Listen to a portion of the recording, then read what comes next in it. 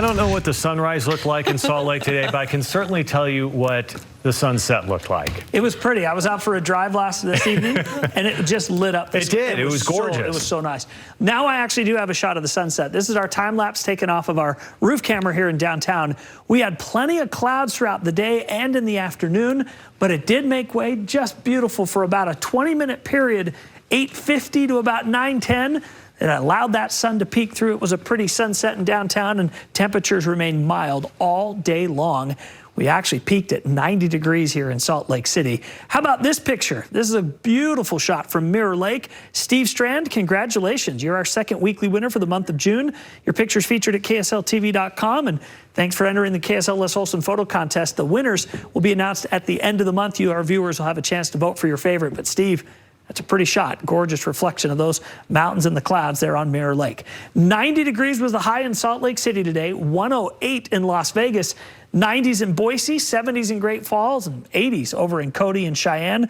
Denver went to 91 today, and Albuquerque flirting with 100. Phoenix, 114.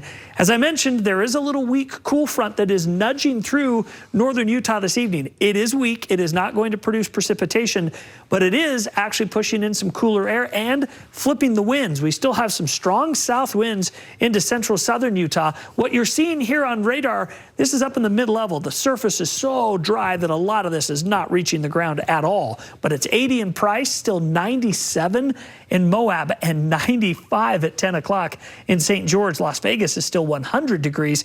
Contrast that with the 70s that we're dealing with in the north. So this little front that's coming through is connected to a low pressure center that's north of us.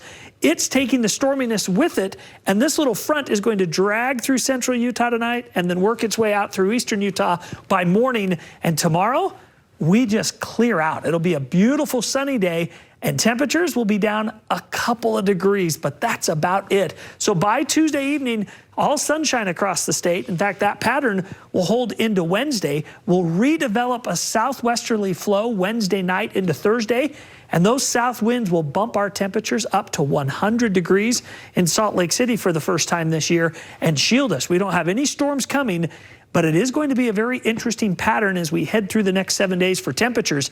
We're going to get a little bit of everything. Now, tomorrow, you'll notice a drop, but it's pretty negligible. Only a couple of degrees. 85 in Nephi, 88 in Price.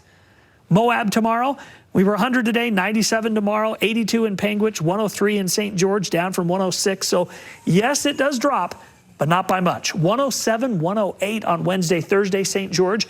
And then a bigger drop will come in by Sunday, Monday, as we're back to the 90s in southern Utah, and that's actually a little below normal. Overnight lows, 50 in Logan, 40s in Montpelier and Heber City. Highs tomorrow, mid-80s in Logan and in West Valley. Salt Lake City will top out at 88 with Provo at 87. How about the next 7 days?